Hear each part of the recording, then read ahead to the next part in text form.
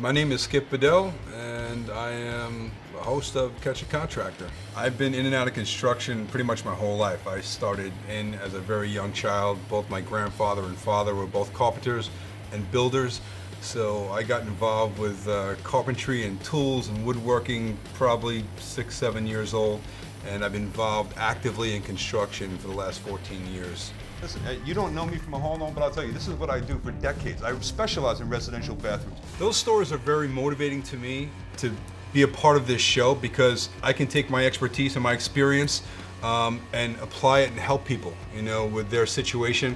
And in the stories that we've covered in this show, there's been a lot of really emotional times. I mean, this really affects people's lives. When you tear their house apart and you leave them without a kitchen or without a place that their children can, come home to, it's a big thing.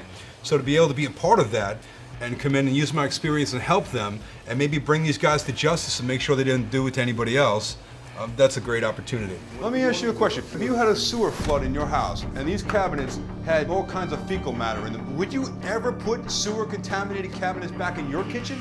I think that we're these homeowners' last resort, really, because what we're there to do is to right a wrong, to find some justice for them, and they're just on their last leg. They're desperate, and I think honestly, if we hadn't come along, each one of them very possibly would not have ever gotten the job done, because usually by the time we get to them, they're out of money. They're exhausted. They've spent all their money with these guys, and they're at their wits' end. Catch a Contractor. New series premieres Sunday, March 9th after an all-new episode of Bar Rescue on Spike.